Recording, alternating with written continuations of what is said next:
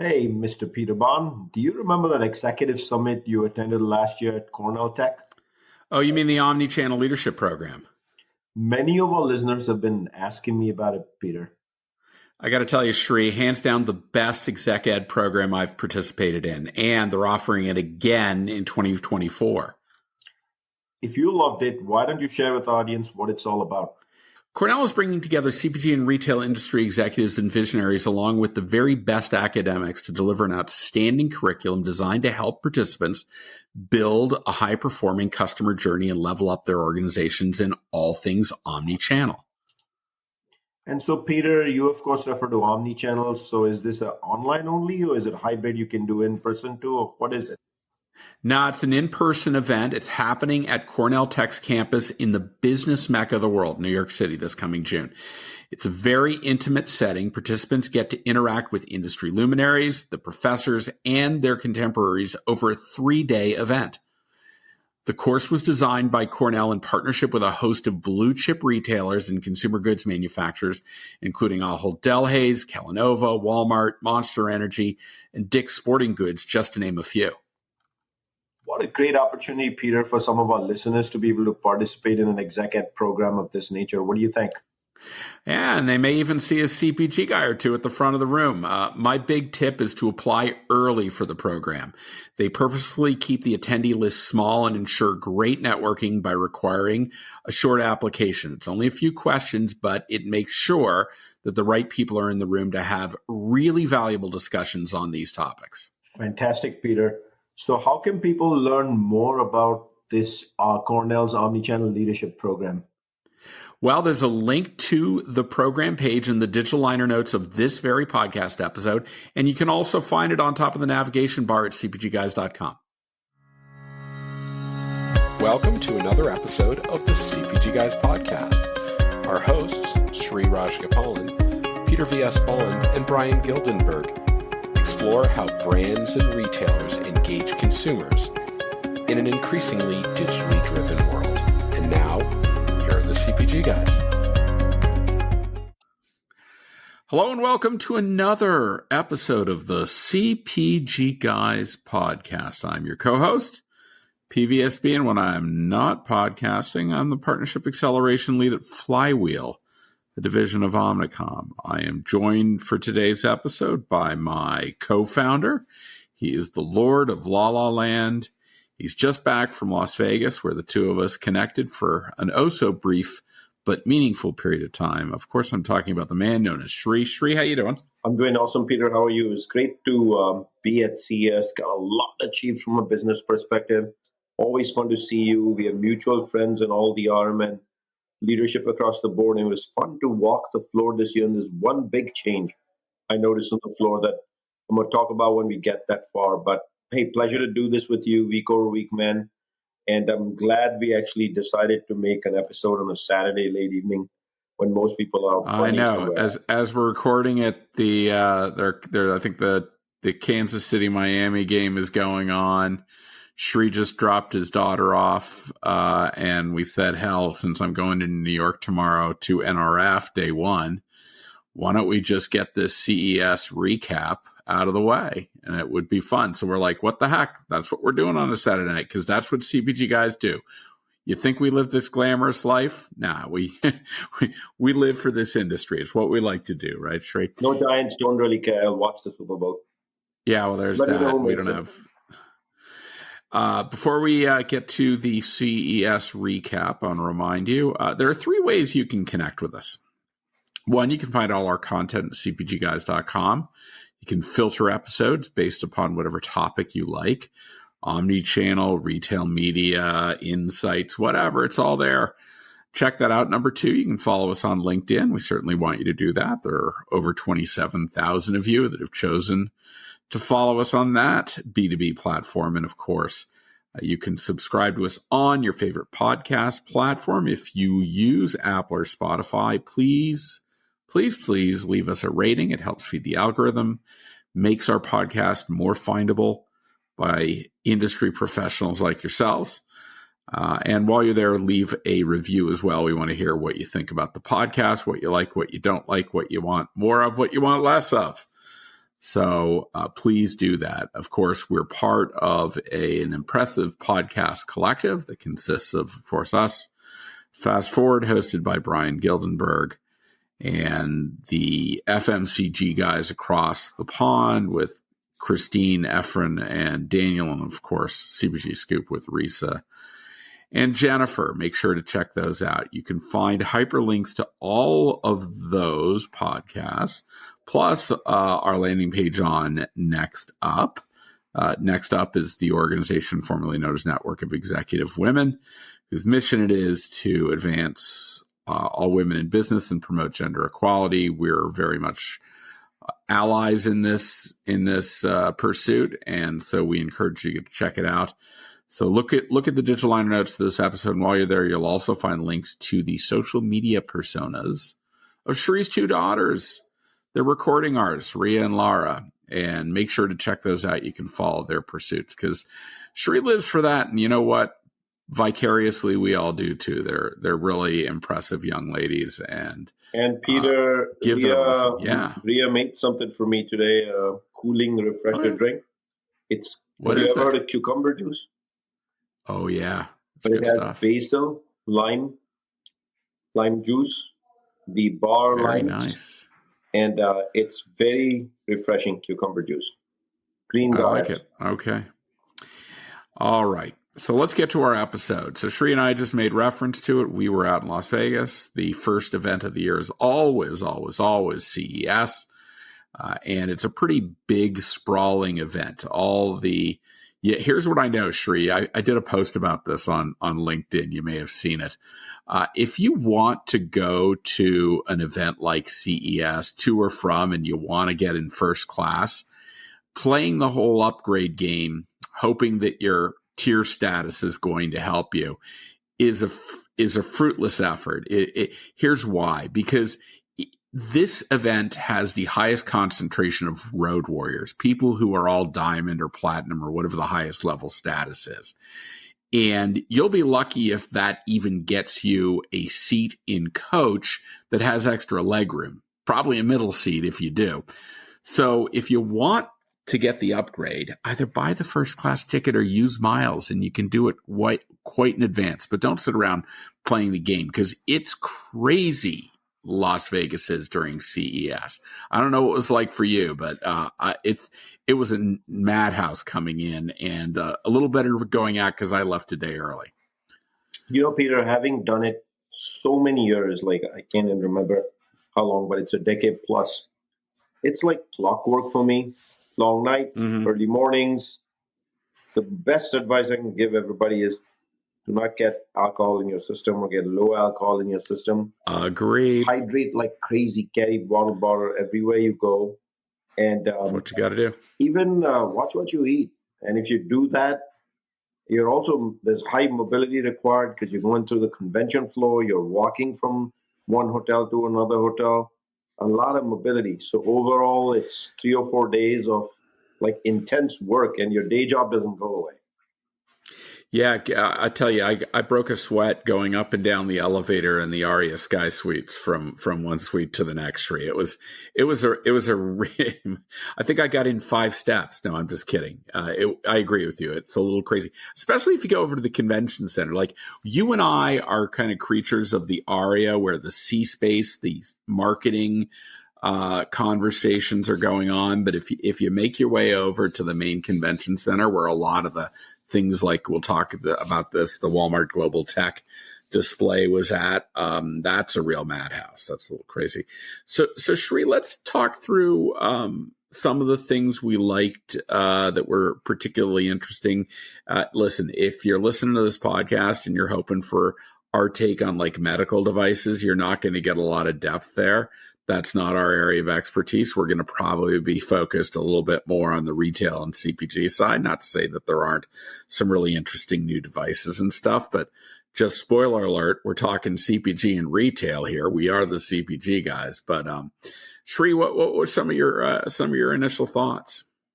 I'm going to start up top, Peter, with probably the most important piece for this whole conversation, and then ask you to chime in. You mentioned breaking a sweat at the Sky Suites area. Well, that was a unique location because I am convinced walking out of CES this year that like FMIs to brick and mortar, although if FMI has formed FMI Tech now and there's conversations on tech taking place, there is no doubt in my mind CES is the top to top for retail media networks in our industry. So I personally must have met with every large retail media network provider of scale. And these weren't just a meeting, these were actual discussions on strategy, discussions on the future, innovation that each RMN is bringing forward, as well as what to expect from an inventory standpoint and discussions on investments. So, my big takeaway being in the CPG industry, Peter, next year, this will be the forum for the RMN top to tops. No debate in my head. And of course, Peter, you and I have to be there for that moment. What do you think? I couldn't agree with you more, Sri. If I think back a couple years, maybe Shop Talk had a lot of the retail media networks. Well, there are more now than there were a couple years ago, but there's no question. They were all there. They were there in force. All the big guns were there. Kara Pratt from 8451 Kroger Precision Marketing, Christy Argelin, Seth Dallaire, Rich Lehrfeld, Ryan Mayward. Sarah Travis, Ryan Mayward. They were all there. Megan Ram and Dr. Mark Rether. They were all there. So it was a tour de force. And if you wanted to talk retail media, that's where you went. Yep, Chris Rogers. Yep, they were all there. So I would agree with you. So let's just say CES is the place where you start the year and you hit retail media in a big way. It's reaching its own, and there are components of it. We'll talk in a little bit about some of the partnerships, but especially with the growth of streaming TV and now it eclipsing linear television in terms of its viewership. So one thing, Peter, though I want to hit up top is, let's say you're a brand who's not going to CES and you're in the digital media space. Is that a miss? Well, it's let's just say this. If you're doing it because you don't want to spend the money on going to CES, I can't imagine a more efficient spend of one ticket to hit every RMN in 3 days. I mean, you want to fly to Minneapolis and then go to Cincinnati and then go to New York or Bentonville. Knock yourself out, but it seems like it's a pretty simple decision that you want to be there. Right? You don't want to go to Seattle and what have you. It's the place to be. Yeah, like what other forum exists to be able to do this? Nothing. There's nothing, and it's gravitating around this. So let's kick this off. Let's go with the big one, Sri. Let's just tick off the really big one. So Doug McMillon, the CEO of Walmart, showed up and in tow with the Walmart Global Tech team, and they painted the picture both verbally and physically about what AI is going to do to adaptive retail focused on customers, workforce, and society. A couple big things that really called it. They built this house that people could go on a tour of that had demonstrations of how all of their technology and capabilities would come to life. GenAI in search, and Ask Instacart's got that. They talked a lot about that, like the ability to sit there and say, and I use this example all the time. You're throwing a 4th of July party, right? You don't want to go and sit there and have to search for every item. Saying to the Walmart mobile app, I've got a 4th of July party, and it comes back to me with all the items that I need. And I can just say, yes, yes, yes, instead of having to conduct 12 searches or 100 searches. It's all then. And then this new functionality that's more of a social kind of component, shop with friends. I mean, Walmart came to own CES from a retail perspective, and I think it's pretty clear they did. What do you think? Peter, I was on another podcast called What the Tech with my old friends from Revlon. Osha, she was on our podcast. And are you sure that wasn't your son, Shri? Because I looked at the picture that they posted on LinkedIn, and that looked like a pretty young guy in it. That was the pre-COVID no beard Shri that existed. So on that podcast, I had kind of mention the importance of how innovation will be seen by consumers primarily through digital mechanisms. Could be TikTok, could be Instagram Reels. It's variety and plethora of factors on the website of a given retailer. And you said a very important word over here: social shopping. Social shopping is one of the many ways of the future how innovation will be discovered. The ability, prediction, to ask someone else, did you try it? Have you seen it? What do you think? Have you tried something like this? Do you know of something like this? It's coming, folks. So let's not be the industry that thinks innovation can only be launched one way. Now, I'll put a little asterisk and say that is how a consumer will interact with innovation. They will still do the repeats in store once they like it. Yeah. So the facings are very much required. The display is very much required. But another big thing pops out of that, Peter. If social shopping is arriving steadily and slowly, let's talk packaging for a second. Mm-hmm. Is the traditional packaging that sits on the shelves in store that important with that level of oomph and ooh la la versus getting it nailed to perfection online? Yeah, I think the product you get online, it's less important because it's about the copy on the page. But I think until we reduce the friction at retail, where all the copy that you get on a package flat can easily be accessed through your mobile device by just waving it over the barcode or whatever else, right? Hello, QR codes. Whatever it is, it's still going to be necessary at retail. There's still friction, but I agree with you. You don't need it. I mean, I can't tell you how many packages I now get via Amazon that don't have the traditional glossy package. It's some cardboard, right? And the instruction manual's there, but it's a waste of material, and Amazon's really encouraging their brands not to do that. You know, the shop with friends, I should mention, you know, the CPG guys do social shopping. Here's how it works.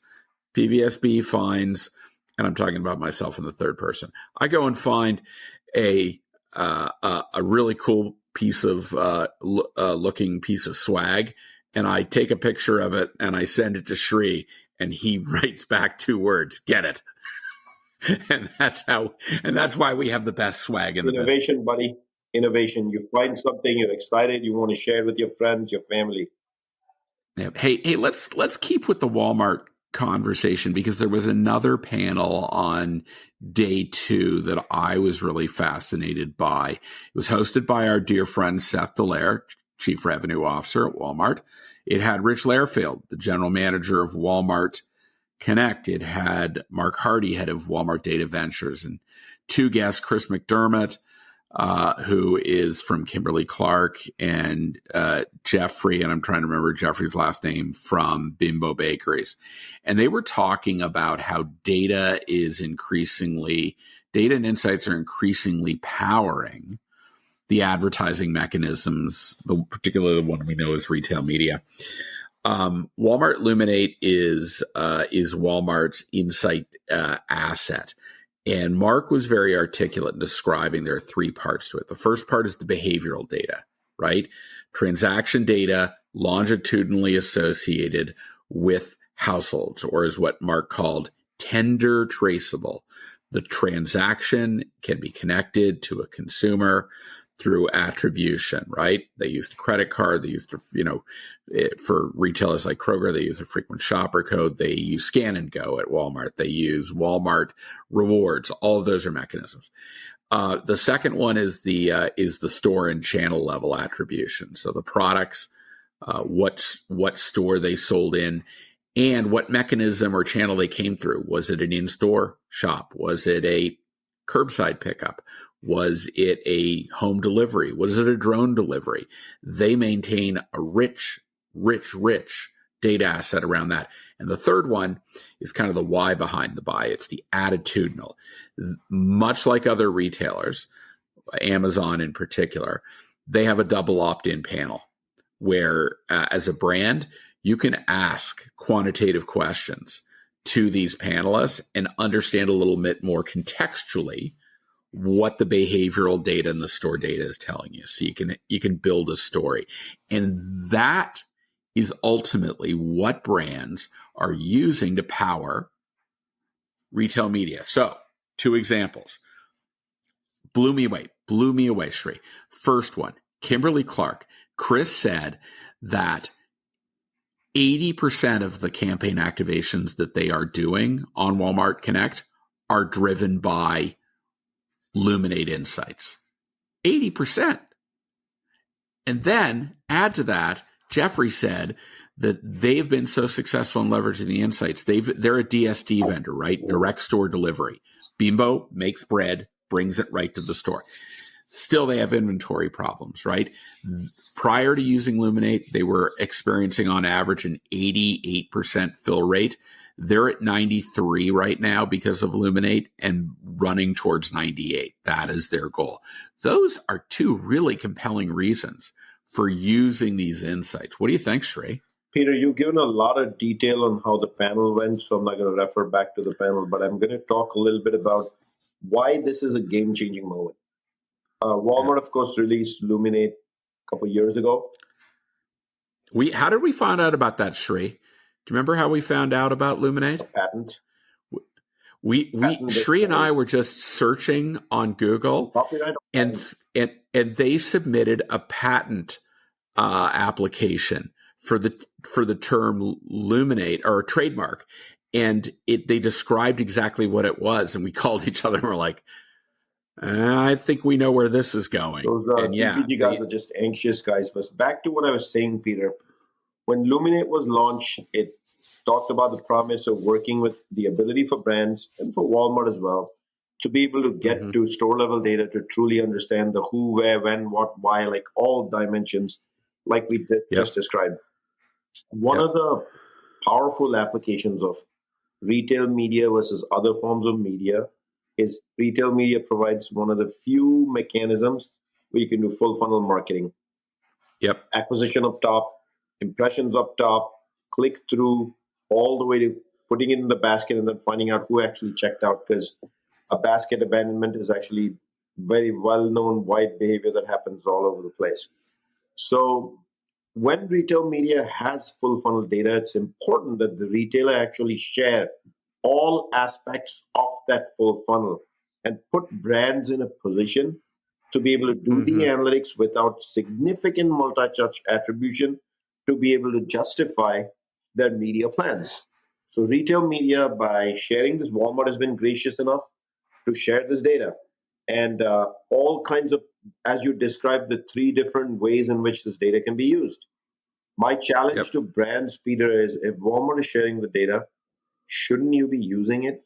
Shouldn't you be trying to understand your shopper at Walmart? And when Walmart has the coverage that it does in the United States, a lot of your decision making could be anchored. I'm not saying make it only with that data, but a lot of your decision making could be influenced by that data set. So here's my question to you, Sri. MMM, right? I've heard that a lot of brands are asking for how do I feed my retail media performance marketing measurement into an MMM model?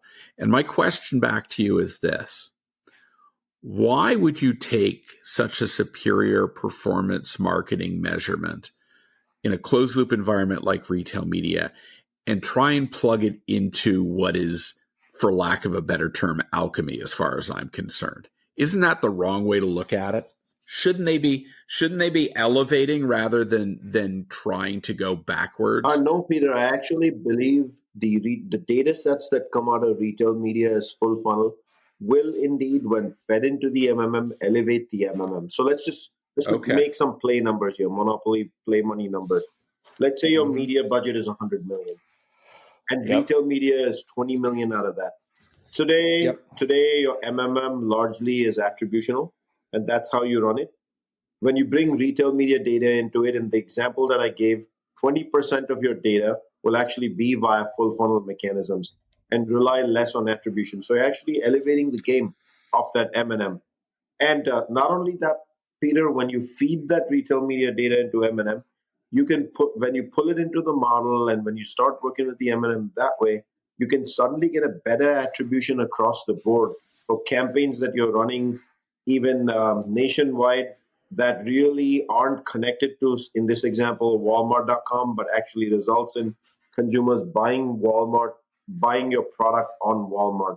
So yes, you should absolutely 100%, no debate in my head, you should be feeding all your retail media data into your MMM and building a stronger MMM, period. There's no debate in my There head. you have it.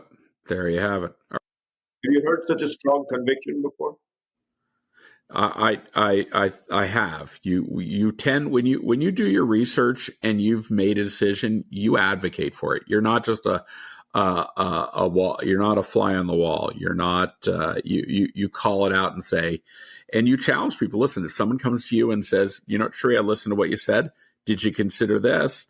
And if you find a flaw, you know what? The great thing about you is you're like, I didn't. That's new news, new information. Let me reevaluate.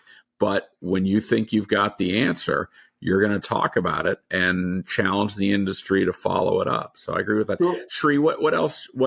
But Peter, there's an issue here. So 10 minutes ago, we said this is the top to top, like an FMI, like for the digital part of the world, the retail media networks. Where are the service providers? We just gave an example now of better MMM, quality of MMM, better modeling. Where are the service providers? Well, were they at the show? There were some at the show. Some. There were some. They were by no means. But you know what, Sri? If you build it, they will come. I think next year you'll see more of them, and they'll gravitate. The part that annoys me, Peter, I'm going to use the word annoy, is when people tell me, they ask me, why do you go to CES? I try to explain. Those that may not be engaging with retail media networks and exclusively working on brick and mortar, don't ask me why people only work with brick and mortar exclusively this way. But there are souls today that still continue to work that way. And they think of CES as purely a consumer tech show. In our industry, it's evolved to way beyond that, way, way, way beyond that. So I want to jump to the tech part next. Yeah, okay. Go ahead. So very big personal learning moment for me.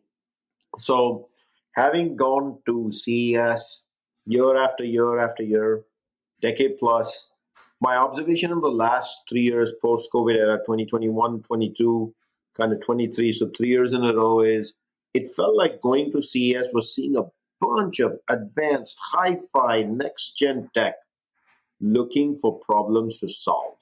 And I'd walk out of there saying, this is amazing. But when will I see it in a handheld? When will I see it in a consumer device? When will I see it being adopted? And you know what the big difference? I realized this year, I was going through floor tour after floor tour. Gadgets have actually been born that can sit in your pocket, can make your life significantly easier and save you time and money.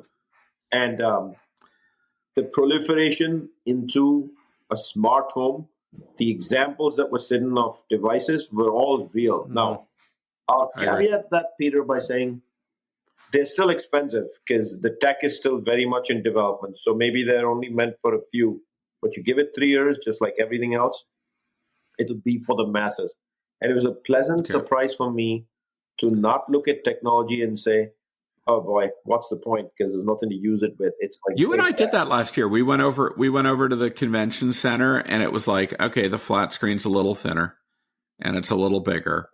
But other than medical devices, we didn't see anything last year. This year, I think there were some lingering supply chain issues around COVID. I think they're gone. And you're right. Saw some really interesting things. All right, let me go to another. Speaking of technology and capabilities, let's talk about our friends Instacart. So 2 big things out of Instacart, Sri. Number 1, the Caper Cart. That is their smart cart that is in physical stores. You and I have used those. They are actually now able to deliver targeted ads in store through the Caper Cart. You log in, you identify yourself.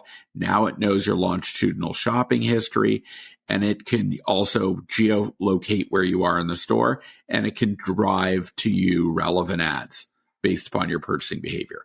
Big break for in-store. Now, put aside the fact that there aren't a lot of Caper Carts deployed, and it's a big capital investment.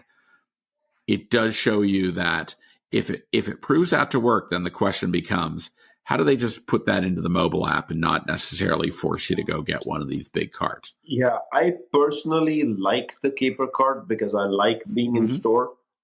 But I do think the capital is a barrier for the store. Sure. If you think about it, Peter, when did you first see a shopping cart in store? Like it was invented, I can't remember, 2-3 decades ago, much beyond before that. Sure. Yeah. Somebody invented it many decades ago, and the capital. I actually know a guy. I met him. I'm trying to remember where I saw him. His family makes all of the shopping carts for Costco. They're out of California. He was talking about it at the end of the pandemic. I think you may have known that too, but I was amazed by that. Peter, a long time ago. The technology is fantastic for those that actually shop in store and will actually work with the tech and will do seamless checkout experiences and will get influenced by ads. But remember, an ad means you have to go to an aisle to find the product unless the Caper Cart becomes smart enough to show you in-aisle advertising. Well, that's it. That's the idea, is that it is not only the Caper Cart, but it knows where in the store it is. So if you're down the aisle. But yeah, exactly. For a second, Peter, go back to the privacy issues we all have been dealing with for a bit, which is will the consumer, will the shopper readily give up their geo habits in store? Now, most stores already have cameras and they already know where you are and what you're doing, but they do it more for shrinkage and safety. So without consent, that might be a little harder to do. For me, the biggest thing with the Caper Cart is that if the capability can get to your app, as you mentioned, it could be a game. It could be a game changer, because then you actually don't need a physical capital investment. But then the challenge comes up: does that technology sit in every retailer app or several retailer apps who might be interested in that?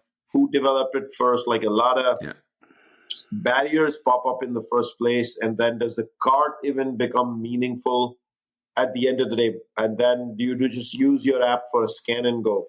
So I think a Caper Cart is an amazing invention, but I'll be more excited when I see retail adopting it in store.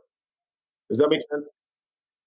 Yeah, it does. I do want to just quickly reference the other big announcement from Instacart was partnering with Google to use Instacart purchasing behavior to target Google ads. Not revolutionary, but in terms of scale, very important. Oh, hold on, Peter. So on the grocery space, lower funnel activation, not easily available to Google today. Not that it's not available, but not easily available, because Google shopping and grocery shopping are pretty far from each other, because grocery shopping is done via apps and in-store, retail apps and in-store. Instacart, I agree with you. Like I said, retailers. So it's opening a door. No, I said from a scale and volume, really big. Yeah. I'm just saying I can use purchasing behavior to target offsite advertising. Okay. Absolutely. Got it. But here was a really interesting one. So remember our friend Bob Perry at NBC Universal? Yep. He introduced me to a fellow at a company called Venvee, Venvee. Really interesting. Here's what they do. They actually leverage the camera networks that stores have already built. Okay, you don't have to install new cameras. They leverage the cameras to identify individuals as they're coming in the store, trace them as they're going through the store, and when they check out, knowing that they're in checkout lane 4 at this exact moment, it allows the retailer to then attribute the trip, the location and the pattern to the actual transaction without having to install new hardware. Shri, that's big. That's really big. No debate. Very much like the Caper Cart, geo-tracking, it is a big deal. While personally, I believe that privacy at this stage, most of your data is available publicly anyway. I don't fear it. I always think about the average consumer and the fear that will be generated by you of tracking me both via camera as well as geo-tracking my exact location, how long I was in front of an aisle, etc. Folks, it's already happening today. And It is. it's not I the think end we of the just have world. to But do that. that's my personal opinion.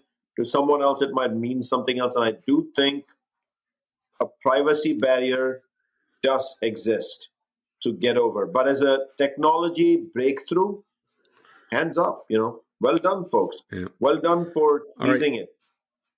All right, Sri, you want to talk about Albertson's Media Collective? Before we go and there, two big Peter, I want to announcements? talk about another Okay. tech innovation that I think, Oh, sure. something from the outside that I think actually may benefit labor at retail. And that is I'm going to spell it incorrectly here, so I'm going to give you the spelling, Gyro glove. Would that be Gyro glove or Gyro glove? Gyro. And Gyro glove is a new invention which, when somebody wears it, it makes the hand stable. So imagine the ability now for retailers to bring in labor who might have had that challenge, that cannot lift packages, cannot work in front of a shelf or other areas inside a store. Now they can. I've been that innovation impressed me a lot, and that's the first thing I thought of, just to be able to operate machines, things of that nature for brands. And it's a Boston-based device by a medical tech startup. I know you said we're not going to talk medical devices over here, but That's I saw an example of a person who had Parkinson's disease that they claimed there, and they were showing an example, was able to wear the glove and actually write their name on a piece of paper. Prior to wearing the glove, the hand was shaking and they weren't able to. I think it's a breakthrough. It's a breakthrough with many outcomes. Of course, as I mentioned right up top, these things cost a lot when they're first introduced. Not ready for mass adoption, but watch out for this one. Yeah. All right. I made reference to Albertson's Media Collective. Two big announcements coming out of them. First of all, it was, I would make mention, I went to a dinner on the last night there making the announcement, but I ran into Melanie Zimmerman. Remember Melanie? She used to run Macy's Media Network. She's now head of global retail for Criteo. And she made her first public appearance at CES, but there were two big announcements. First one, that AMC has partnered with Criteo to using a couple of their platforms to power their advertising capabilities. Big announcement. Harvey Ma from AMC and Brian Gleason spoke at dinner about the partnership. It was a love fest all around. So I think we all know what Criteo does. They enable retail media platforms and connect to other third-party e-commerce agencies like Flywheel for your ability to actually execute media campaigns. The other was also interesting. They announced a partnership with CapGemini to use AI tools in developing out their media capabilities. Two big announcements. That means there's a deeper depth there. Well, we say AI tools. To me, I'd love to know the role that CapGemini is playing, because I interpreted that as much more than just building tools, almost like a third-party managed services provider. Yep. I don't know the fact. I think they are. This is just my interpretation. Are they the managed third-party white label providers now for Albertson's Media Collective for retail media? I think we're going to have to dig in a little more. Pretty quickly. If we only knew some people at AMC who could probably help us answer that question. Evan, are you out there? Anyhow, Cervanti, I think they can help us. Before we go into the next topic, Sri, who's the biggest baller at CES? I know who I think it was. Who do you think it was? It was our dear friend Diana Haussling. She did she owned the stage. She was on stage with our friend Chris Rogers from Instacart, and then for another panel with Mark Grether from Uber. She has a very definitive opinion about tenure traceable data and the value that retail media has, but she also asks from the media networks in order to say, if you want me to invest more, you have to your point, feed into my MMM and do a couple of other things. But she was fierce on stage. And I think she was, she rolled in and out of Vegas like a baller, and she owned the stage. That would be my opinion. I want to give Diana a shout out. I'm going to play the retail cap here for a second. Retail is relevant to us. And I actually think Amazon Ads and Walmart Connect stood out.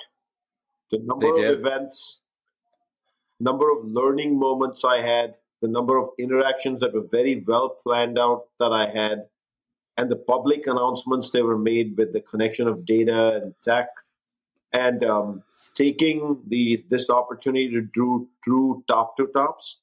I think they stood out from the rest of the crowd. They came absolutely prepared. Speaking of Amazon ads, did you know that on Monday, Amazon ads had a partner meeting with all of the e-commerce agency partners that have integrated into them? And at that very meeting, it is reported, I have this confirmed from multiple sources, that one Alan Moss, in referring to the audience of partners, said, "You may not be aware, but Amazon Ads was recently awarded Best Retail Media Platform in the Omnis Awards, hosted by the CPG guys." Can I get an and made mention introduction, of the. please? I know we have to do that. I mean, I want to, like, why wasn't somebody holding up their phone and recording that? That was we can't pay for that kind of advertising, Sri. That's, you know what that is? That's lower funnel conversion. Boom, right there. That's called a rating and review. And we got 5 stars on that one, Sri. Yeah, I actually heard about it with the reach and friends we have in the industry. I heard about it 5 minutes after that happened. Thank you to all our friends at Amazon Ads for thank you. Seriously, counting on the CPG guys to bring you education, which is our top mission, and it'll never change. That's why we do this. That's why we're doing this recap for all of you. All right, more tech around Walmart, Sri, and we're talking about, actually. By the way, I ran into Lex Josephs, and just one of my favorite people. Anyhow, Sam's Club is bringing AI to receipt scan as people are walking out of the club. Isn't it crazy when you're walking out of the club, somebody's manually scanning through, and are they really paying attention to what's in the basket? And is that, here's what they're doing. You're now going to walk through what amounts to a giant halo, right? And all the cameras are going to take a picture of what's in your basket, and it's going to read the barcode on your receipt. And it's going to do what they're telling us is a much more accurate job of identifying whether what you bought or what you're taking out of the store you actually paid for. So really interesting, Sri. I thought that was another great. I'm going to wear a slightly different lens on this one, Peter. The primary reason why there's a trip interruption as you exist to Sam's Club and your receipt is looked at is for the person who checks it to really look at your card and make sure you didn't forget something. Sure. I've heard that it's pretty notorious for shoppers. Some percent of shoppers, especially when they buy bulky items, and keep it at the bottom layer of the card, and it's checked out. They forget to put it back in, and that's why they check. So this should help. But Peter, you know what excites me more? To be able to do something like this, you have to rely on AI engines to be able to process that in 1 second and be able to tell you a green or a red, go or stay, and what you may be missing. Yeah. So the most exciting thing for me is the applicability of AI that you and I are constantly asking the industry questions on. Yep. Sri, there was one panel that was particularly intriguing to me, and it had to do with, of course, the proliferation of AI and generative AI and creating content. And the question became, what is limiting this from scaling and being more predominant? And I think it's going to happen, but there are issues that need to be addressed very quickly for these tools to be able to scale, certainly in the United States, which is a heavily regulated and legal intensive country. One is around, all right, what's the rev share? You want to use my image, create some content. What's my piece of the action? 2, if you're a brand, what about the safety of the brand, right? Litigious content can be generated. Is it brand compliant? Is it safe? Brands are very concerned over how AI is going to impact their ability to control. I don't think, the cart is left. The train's left the station with respect to this whole concept around user-generated content and their ability to do their own stuff. But Peter, I have there's still a lot of concern. Peter. There are 2 ways. Let me get my last point. the last point, and then I'll let you talk, is AI content, particularly visual content, being created, is it going to be inclusive of our society, or is it going to be more focused on, the dominant whatever in a particular society? So I'll turn it over to you, but it revs. So money, right? Money, brand control, and inclusivity. What are you thinking about this? First thing that pops to the top of my head is there's going to be naysayers with anything. We live in a world where the faster you adopt the tech, your life becomes easier. We can find a million reasons to say why it's not the greatest thing. People say that TikTok is a horrible, horrible, horrible platform because people are doom scrolling. It does this, it does that. Facebook does this, does that. Those lists go on and on. Maybe there's some truth to it, but for the majority of the part, the tech actually enables human connections at the end of the day. Yep. And the Apple phone, one can argue that when two people, a couple are eating dinner at a restaurant, they're both on their phones, and that's destroying relationships. Is it really destroying relationships? So there are a million reasons why one can raise a red flag and say tech is bad. But my general rule, Peter, that I believe for myself, the more curious I get about tech and the faster I adopt it, the more free time I create to do other things that I love, such as spend time with my family. Maybe get a cheaper airline ticket to travel on a vacation. By the way, you mentioned going out to dinner. Sheree, I went out to dinner. I went to this restaurant called Q. It's an Asian-inspired restaurant, and it's at the brand spanking new Fontainebleau Hotel, north of the Wynn, the home of 2024 Grocery Shop. Let me tell you, Sri, that place is fabulous. Oh my goodness. It is huge, and it's pretty fabulous. Bye-bye. I'll tell you this, Sri, I'm not going to miss the 10,000 steps it takes for me to get from my hotel room in the Mandalay Bay to the convention floor. This is much more manageable, but boy, does it look good. But I'm sorry, I had to make things I want to recommend based on what you just. Hey, first I want to share my favorite restaurant at CES, not the 7-star that Peter describes, but one that I always like to go to because they make the 21 vegetable fried rice. Do you know the name? I think it would be the place that I went, where I took our friend Ajay Sharma on Monday night. It's China Poblano, Jose Andres' restaurant on the second floor of the Cosmopolitan. The most unique menu, not a 7-star, but absolutely delicious. Although I discovered I'd never been to 30 ingredients in the vegetable fried rice. I had never been to a Din Tai Fung, and I went to a Din Tai Fung, and the first thing I did when I came back, do we have a Din Tai Fung in Los Angeles? It is. I'm going to take my family because it was delicious, and more importantly, the amount of vegetarian, vegan choices I had. Oh, a lot. Absolutely, you were in hog heaven. Pardon the pun, crazy, but you know what? Before we move off of food, want to make mention the following morning, a whole bunch of people, we all had a meetup right next door to China Poblano at Egg Slut for a little pre-conference breakfast. And let me tell you, everyone left satisfied. It was good food. Go ahead. I hear, Peter. So the one thing I do want to mention, Mandalay Bay and Fontainebleau, etc., I recommend very strongly to those of you attending conferences, CES especially, Grocery Shop won't be radically different. Try to book early and book in the hotel where the events are. It saves an hour, 2 hours of your day just in commute time, waiting for an Uber. Although I felt this year's CES, everything was seamless.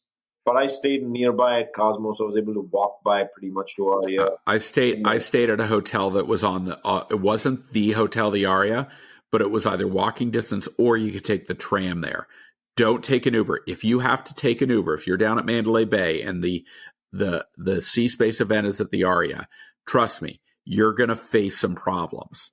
It's going to delay you. You don't want to do that. Yeah, I took an Uber early. A couple times, Peter. It was not fun. So I recommend people. That dinner I had at the Fontainebleau, my CEO at Flywheel, Duncan Painter, was joining us. He was at the Wynn. He could not get a cab. He finally gave up and walked the 25 minutes to get from the hotel to meet us for dinner. Hey, Peter, I think Crazy. we're running up on time here, so let's talk about Yep. grocery shop for a second, right? Oh, yeah, sure. So Shop Talk, very different forum Coming than up. grocery shop. In chatting with RMNs, I heard many of them will not have a large presence at Shop Talk. So for our No, industry, I think they're not. For our industry, grocery shop is a no-brainer. But what about Shop Talk? Well, it's certainly for the durables, for the soft goods, and even to some degree for the health and beauty care, right? So the mass merchants, the chain drug, they all look at Shop Talk and say, yeah, that's one I want to go to. I let's see what happens. I'm not sure. I'm not going to Shop Talk this year. Shri, did you know that? No, I did not know that, but neither am I. Do you know why? Do you know why I'm not going? Because a previous guest on this podcast, a 2-time guest, none other than Miss Christina Marinucci, decided to counter program against Shop Talk. Oh, she's getting married. That's right. I'm going to her wedding, and it's an island destination wedding. I'm like, you're in the industry. How do you book a wedding against Shop Peter has a Talk? question for you, shocker. I know. Anyhow, I'm going to the wedding. Happy for it. Looking forward to seeing Christina get married. Enjoy the wedding, Yeah, very Peter. happy. Yep. And one last thing I want to mention, it's actually a reminder that CES is turning out to be an opportunity for brands to really engage with retail media networks as the top-to-top moment. Don't miss out, folks. Yeah, I will say one last thing. There are a handful of good panels, and I think they did a better job this year of having events, because in prior years, most of the activity was up in the suites. So if you're going to the show and you weren't someone who was getting invited up to the suites, you were kind of relegated to the lingering outside of the elevators and maybe running into someone. I don't think that's the case anymore. The actual show floor for the marketing aspect in the ARIA is substantially better than what it was in the past. And the panels that they had were really top notch. I was pretty pleased to your point with how CES is shaping up as the event for retail media, which is the fastest growing media channel in the industry right now. Just leaps and bounds. Yeah. Shri, so I'm looking forward to seeing you next week. You and I are making a little trip down to Marco Island for another industry event, aren't we? The Food Marketing Institute annual midwinter executive event. Conference. I'm actually very excited. Should be great conversations with retail. Can't wait. And trek across the country over to Florida. I'm looking forward to it. I was so surprised when they said, "Hey, I got invited as media." They said, "We need a podcaster. You'd be a good one." How about that? So I've got my list. I already created. Shri, did you see what I did already? I created my SMS chat group from all our friends who are going to be at the show. Have fun, Peter. Make the most of any trip as you already would. It's a pity that you and I will not get to spend any time together, but I'm happy I saw you last week. How much time did we spend together at CES? Like an hour? Hour and a half max? Less than that. That's not all we got. Our good friend at Walmart Connect invited us to go visit her at the one of the tech sessions, which was a pleasure to do, by the way. Yep, that was fun. Shri, thanks for taking some time on a Saturday night to do this CES recap. Hopefully we educated and entertained our audience. We like to make this a little fun. It was great. We saw so many great people. I mean, if you go to LinkedIn, you can see all the pictures we posted. Manish, AJ, I mentioned Lex. We saw Kara. We saw Diana. All the people that if you go back and look at our episodes, you'll know who they are based on their first names. I ran into my old buddy Chris from Amazon. Oh, yeah? I've been to 5 CESs with him. And of course, I actually saw someone coming off the airplane. My friend Jennifer Polino, who I knew from dunnhumby. But of course, once I got to the hotel, first person I saw, spent a lot of time with, just catching up, Melissa Burdick. Like, Oh yeah, family, that was so much one of our fun talking to favorite Melissa. people, one of our love Melissa I Burdick. got to break bread Love with Melissa. her as well as just chat with Yep. her about tech and Yep. where She's the awesome. industry is headed. Melissa always drops a bunch of knowledge on me, and I'm thankful for it. I'm also thankful to all the RMN providers who took time to meet with me All and of them. drop a bunch of knowledge on me. Peter and I, two things happen with the show. We provide education, but Peter and I also get to learn so much from all of you. So come on the show, share the knowledge that you want to drop, not just with us, but also with our listeners. Well, that's what I'm doing down at FMI, Shri. I'm bringing my calendar book, and I'm going to try and schedule some interviews with a whole bunch of senior level people who are there for the industry. Should be fun. Hey, Shri, thanks for taking some time Saturday night. To our audience, as always, we appreciate there are over 27,000 of you that follow us on LinkedIn.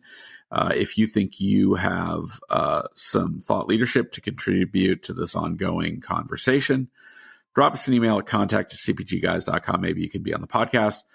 We're going to sign off, give you some more updates later on these other shows we're attending. But until then, look forward to speaking with you on the next episode of the CPG Guys podcast. Goodbye.